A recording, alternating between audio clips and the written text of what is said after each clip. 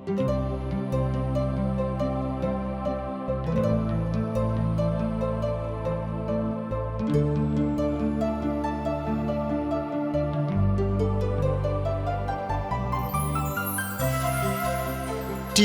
का प्रस्तुति जिंदगी की राह बाइबल की पुस्तक का क्रम से अध्ययन हवे, जौना में आपके उ सब मिली जीवन की परमेश्वर द्वारा बचावे और मसीह नियर जिए खातिर जरूरी है। बाइबल ए बात के बुनियादी रूपरेखा के भी साथ रखेला कि एगो विश्वासी के दूसरे के साथ कैसे जिए के बा।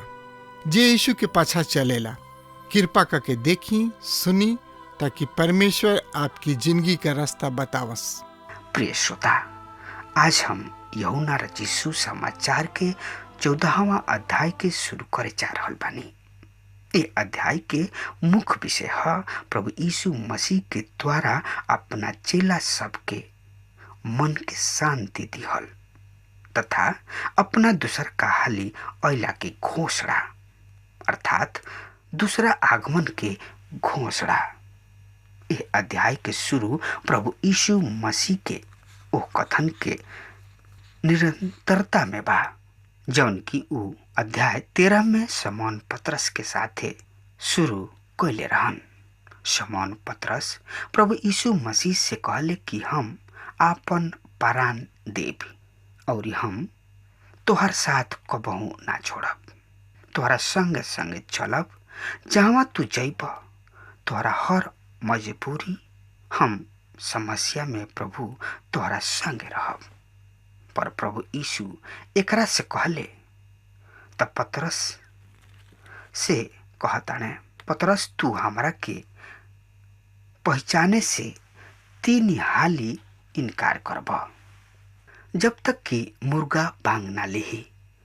पतरस ठीक कहला अनुसार ही कैलस, पर प्रभु यीशु इनकार कोयला के बावजूद भी प्रभु पतरस के अन्हार में ही ना छोड़ दिले, पर पतरस के फिर अपना गले लगौले, उनका के स्वीकार कइले।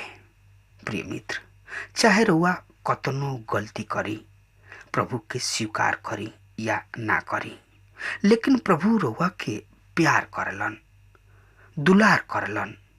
यही से अगर इनकार कइला के बावजूद भी रउआ प्रभु से तनकियो लगाव राखब, तब प्रभु यीशु रउआ के अपना गले लगा लिए। ई अध्याय परमेश्वर पिता से संबंध के पूर्ण स्थापना के खातिर ई अध्याय दिहल गइल बा। ई अध्याय पतरस के संतावना देवे के खातिर दिहल गइल रहे। आज ई अध्याय वो हजारों लोगन के संतावना देता, जौना लोग के दिल पीड़ा और दुख में होला। हमरा विश्वास बा कि ई अध्याय रउआ और हमरा खातिर भी शांति और संतावना लेके आइल बा, और ई अध्याय शांति भरल शब्द सबसे शुरू होता। तो रउआ हमरा संगे आपन पवित्र शास्त्र बाइबल निकाल ली। हाँ तो निकाल लिहनी। हाँ तो ओहमे देखी यूहन्ना रचित सुसमाचार 14 अध्याय 1 पद से लेके 14 पद तक। यह पद सब में एह तरी से लिखल बा, हम पढ़ रहल बानी, सुनी। तोहार हृदय व्याकुल ना होखे, परमेश्वर पर विश्वास राख और हमरा पर भी विश्वास राख। हमरा बाबू के घर में रह के बहुते जगह बा, यदि ना होखित तो हम तोहनी लोग से कह दिहती, काहे कि हम तोहनी लोग खातिर जगह तैयार करे जातानी। और यदि हम तोहरा खातिर जगह तैयार करी तो फिर आके तोहनी लोग के अपना किने ले जाई कि उहाँ हम बानी, यानी कि जहाँ हम बानी उहाँ में तोहनी लोग रह। उहाँ के राह जाना तड़ा। थोमा उनका से कहलन, हे प्रभु, हम नहीं जानत कि तू कहवा जा रहल बाड़ा, तो राह कैसे जानी? प्रभु यीशु ओकरा के जवाब दिहलन, राह, सत्य और जिंदगी हम हई, यानी कि मार्ग, सत्य और जिंदगी हम हई। बिना हमरा द्वारा केहू स्वर्गीय बाबू की ने नहीं के पहुँच सकत। यदि तू हमरा के जनले होखित तो हम हमारा बाबू के भी जनित लोग। अब से उनका के जाना ताड़ा और उनका के देख ले भी बाड़ा। फिलिपुस उनका से कहलस, हे प्रभु, हमरा के बाबू दिखा द, हमरा खातिर यह काफी बा। प्रभु यीशु ओकरा से कहले, फिलिपुस, हम अतना समय से तोरा साथे बानी, फिर भी तू हमरा के नहीं खजानत। जे हमरा के देख ले बा वो हमरा स्वर्गीय बाबू के भी देख ले बा। जैसे कहताड़ा कि हमरा के स्वर्गीय बाबू के देखा द। का तू विश्वास नहीं का करत कि हम स्वर्गीय बाबू में बानी और स्वर्गीय बाबू हमरा में बाणे। जौन वचन हम तोहनी लोग से कहतानी उ वचन अपना ओर से नहीं की कहत, पर बाबू जन की हमरा में रहेलन उहे आपन कार्य करेलन। हमरा ऊपर विश्वास कर कि हम स्वर्गीय बाबू में बानी और स्वर्गीय बाबू हमरा में। अन्यथा काम सब के कारण हमरा पर विश्वास कर। हम तोहरा लोग से सच सच कहतानी जे हमरा पर विश्वास करेला उ कार्य जौन हम करीना उ भी करेला। काहे कि हम अपना स्वर्गीय बाबू किने जातानी और जौन कुछ तू हमरा से मंगब उहे करब कि बेटा में स्वर्गीय बाबू के महिमा होखे। यदि हमरा से हमरा नाम में कुछ भी मंगब तो हम तोहरा के देव तथा करब। प्रिय श्रोता, आज समस्त संसार सही तथा वास्तविक चैन आराम के खुश में बा। संसार शांति खातिर ललायत बा, सच्चा शांति नहीं खे मिलत। लोग कठोर से कठोर तप कर रहल बाड़े, अपना शरीर देह के तकलीफ दे रहल बाड़े कि हमरा के सच्चा शांति मिल सको। आपन धन संपत्ति के दान दक्षिणा में लुटा रहल बाड़े, फिर भी संसार के लोग के आत्मिक शांति नहीं खे मिलत। सच्चा शांति के खातिर लोग उपासना आराधना कर रहल बाड़े, फिर भी आत्मिक शांति नहीं खे। आखिर एकर कारण का बा? सोची समझी। लोग किने धन बा, दौलत बा, शान बा, शौकत बा, इज्जत मान मर्यादा हो रहल बा, पर घर में, परिवार में, समाज में शांति नहीं खे। काहे कि लोग शांति के राजकुमार के लोग नहीं खन जानत, नहीं खन पहचानत। ऐसे लोग इस संसार में भटक चुकल बाणे, लोग गुमराह हो गइल बाणे। इ नहीं के लोग की शांति के राजकुमार की ह। हम प्रिय भाई, शांति के राजकुमार प्रभु यीशु मसीह हमें। उहे शांति के राजकुमार बन के यह पृथ्वी पर अइले कि लोग के शांति देश। शांति के राज दुलारा प्रभु यीशु मसीह हमें। मित्र, केवल प्रभु यीशु ही एकमात्र साधन हमें जौन की रउआ दिन के शांति या रउआ रात के शांति, चैन के शांति दे सकेलन। काहे कि औरी कैसे दे सकलन? रउआ इस सवाल के हमरा से कर सकतानी। प्रभु एह राउर सवाल के जवाब दे रहल बने। उ कह रहल बने, तू हमेशा परमेश्वर पर विश्वास रखला तो हमरो पर विश्वास रख। यूनानी भाषा में परमेश्वर पर विश्वास रख और हमरा पर भी विश्वास रख। प्रिय मित्र, और एकरा बारे में जानकारी खातिर वह हमरा संगे अपन पवित्र शास्त्र बाइबल निकाल ली। यूहन्ना रचित सुसमाचार 14 अध्याय के 2 पद में एह तरी से लिखल बा, हमारा स्वर्गीय बाबू के घर में रहे खातिर बहुते जगह बा। यदि ना होखित तो हम तोहनी लोग से कह देती, काहे कि हम तोहनी लोग खातिर जगह तैयार करे जा रहल बानी। प्रिय मित्र, स्वर्गीय बाबू के घर से मतलब ई बाकी विशाल ब्रह्मांड। हमने के अपना स्वर्गीय बाबू के घर में रही न जा, रहे खातिर बहुत ही जगह बा।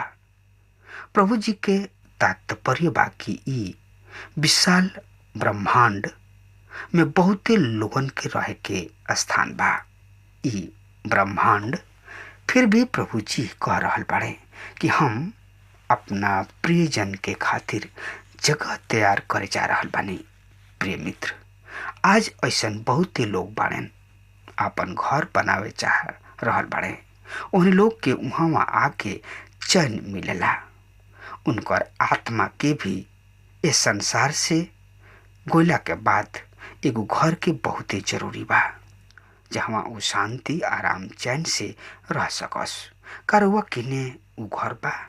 प्रिय मित्र, यदि रउआ प्रभु यीशु मसीह में बानी तो उ अपना प्रियजन के खातिर एगो शांति, सुख, चैन, आराम, अनंत स्थान के जरूरत बा।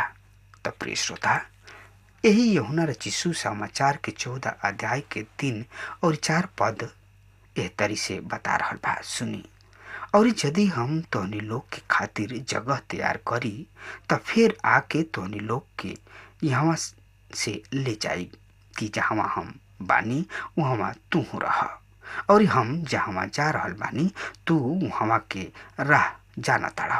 प्रिय मित्र, प्रभु यीशु अपना प्रियजन के खातिर भौतिक संसार के ओर से उठा के आत्मिक संसार के ओर ले जाए चाहताड़े। उ वहाँ दूगो बात बतावताड़े। उनकर गंतव्य स्थान जौन की कहाँ बा, वहाँ जाए खातिर राह जौन की कैसन बा, कौना तरी बा। और ये अध्याय यूहन्ना रचिसु समाचार 14 अध्याय के 5 में एह तरी से बखान बा। थोमा प्रभु यीशु से कहलस, हे प्रभु, हम नहीं जानत कि तू कहवा जा रहल बाड़ा, तो हम उ राह कैसे जानतानी। प्रिय मित्र, हमरा खुशी बा कि संदेश या संदेशक करे वाला थोमा उहाँ रहे और एगो उ बहुते खास तथा महत्वपूर्ण प्रभु यीशु से सवाल कैलस। श्रोता, थोमा के सवाल से हम बहुते खुश तथा प्रसन्न बानी, काहे कि ई सवाल हमरो भी रहे। प्रभु यीशु थोमा के जवाब दिले त का प्रभु यीशु जवाब दे रहल बाड़े, हमरा संगे पढ़त चलत चली। यूहन्ना रचिसु समाचार 14 अध्याय के 6 पद में एह तरी जवाब दे रहल बाड़े थोमा के। सुनी ध्यान से। प्रभु यीशु थोमा के जवाब दिले, राह और सच जिंदगी हम हई, बिना हमरा के स्वर्गीय बाबू की ने केहू नहीं के पहुँच सकत। प्रिय मित्र, प्रभु यीशु ऐसा ना कहलन कि हम मार्गदर्शक हई, उ कहलन हम खुद राही हई। एकर अर्थ कोनो धार्मिक या कर्मकांड रुआ के परमेश्वर पिता के नजदीक नहीं के ले जा सकत। कौना धर्म या काम धाम कैला के अनुसार रुआ परम पिता परमेश्वर की ने नहीं पहुँच सकत, ना ही परमेश्वर पिता के नजदीक जा सकतानी। कौनो कर्मकांड रउआ के परमेश्वर पिता के नजदीक नहीं के ले जा सकत। केवल प्रभु यीशु मसीह बाणे जौन की परमेश्वर प्रभु यीशु मसीह के बेटा के द्वारा रउआ परम पिता परमेश्वर की ने जा सकतानी। प्रभु यीशु ई कह रहल बाणे कि हम सत्य के पालन करे वाला हई, वरन उ दावा करलन कि हम खुद सत्य हई, उ खुद जिंदगी हमें, उ जिंदगी के राह के स्रोत हमें, उ अमर हमें। एकरा से औरी ज्यादा जानकारी खातिर रुआ हमरा संगे पढ़ी यूहन्ना रचिसु समाचार 14 अध्याय के 7 और 8 पद ध्यान से सुनी। हम पढ़ रहल बानी, यदि तू हमरा के जानले होखी त हमरा बाबू के भी जानिता। अब से उनका के जाना ताड़ा और उनका के देखले भी बाड़ा। फिलिपुस उनका से कहलस, हे प्रभु, हमरा के स्वर्गीय बाबू के देखा द, इहे हमरा खातिर पर्याप्त बा कि हम अपना स्वर्गीय बाबू के देख लियती। प्रभु यीशु फिलिपुस से कहलन, फिलिपुस, हम अतना समय से तोहरा संगे बानी, फिर भी तू हमरा के नहीं जानत। जे हमरा के भेजले बा उ स्वर्ग बाबू के भी देखले बा। तू कैसे कहता कि हमरा के स्वर्गीय बाबू के देखा दो। प्रिय मित्र, यहाँ प्रभु यीशु जी के बातचीत एक खाली फिर बाधा पैदा भइल। फिलिपुस के पास भी एगो महत्वपूर्ण तथा खास सवाल बा। मित्र, ये दोनों आदमी से हम बहुते खुश बानी। जानतानी काहे कि इ लोग बहुते प्रभु यीशु मसीह से सवाल जवाब करत रहे लोग। तो हमने के ए महान सत्य के हमने के जानकारी ना होखित। जब तक कि लोग सवाल प्रभु यीशु मसीह से ना करीते तो ये हमने के ए सत्य के जानकारी कैसे हो सकत रहल, ना होखित। हाँ मित्र, एकरा के दूसरा शब्द में कहल जाए कि इ दोनों आदमी संकोच क के शांति से नहीं के लोग बैठल।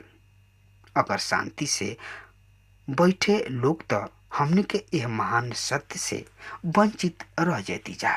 फिलिपुस भड़भड़िया पतरस से भिन्न रहे। उ कह रहल बा कि हमरा के स्वर्गीय बाबू के देखा तो यह हमरा खातिर बहुत बा कि हम अपना स्वर्गीय बाबू के देख लिहती। प्रिय मित्र, फिलिपुस की जिंदगी के लक्ष्य महान रहे। और जिंदगी के लक्ष्य तथा उद्देश्य क्या बा? तो आई प्रभु यीशु जी के एकरा बारे में का जवाब दे रहल बाड़े। तरवा हमरा संगे एक खाली औरी आपन पवित्र शास्त्र बाइबल खोल लीही। यूहन्ना रचित सुसमाचार 14 अध्याय 9 पद से लेके 14 पद में एह तरी से लिखल बा। प्रभु यीशु ओकरा से कहलन, फिलिपुस, हम अतना समय से तोहनी लोग संगे रही, यानी कि तोहरा संग बानी, फिर भी तू हमरा के नहीं खजल ले। जे हमरा के भेजले बा उ हमरा स्वर्गीय बाबू के देखले बा। तू कैसे कहता हमरा के स्वर्गीय बाबू के देखा दो? का तू विश्वास नहीं करत कि हम स्वर्गीय बाबू में बानी और स्वर्गीय बाबू हमरा में बाने? जौन वचन हम तोहनी लोग से कहतानी उ वचन हम अपना ओर से नहीं की कहत, पर स्वर्गीय बाबू जौन की हमरा में रहेलन उहे अपना कार्य के प्रकट करेलन। हमरा पर विश्वास कर कि स्वर्गीय बाबू में बानी और बाबू हमरा में, अथवा काम सब के कारण हमरा पर विश्वास कर। हम तोहरा से सच सच कहतानी कि जे हमरा पर विश्वास करेला उ जौन काम हम करीना उ भी करेलन और एकरा से भी महान करी, काहे कि हम स्वर्गीय बाबू किने जा रहल बानी और जौन कुछ हम नाम से मांगब उहे करब कि बेटा के स्वर्गीय बाबू के महिमा होखे। यदि तू हमरा से हमरा नाम से कुछ भी मांगब तो हम तोहनी लोग के यानी कि तोहरा के देव। प्रिय मित्र, करवा ध्यान देवे ले बानी कि बाबू शब्द ए अनुच्छेद में कतना हाली आयल बा।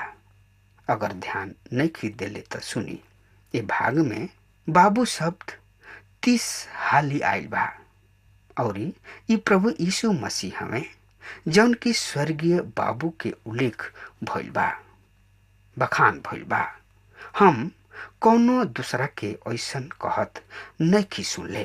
प्रभु यीशु मसीह के ई प्रतिज्ञा उनका खातिर बाजे उनका से प्रेम करलन। हाँ तो प्रिय श्रोता, जे प्रभु के देख ले बा वो परम पिता परमेश्वर के देख ले बा। तो अब हमार समय खत्म हो रहा बा, तब तक खातिर रउआ हमरा के आज्ञा दही। परमेश्वर रउआ के बहुते बहुते बहुते आशीष देस। आमीन।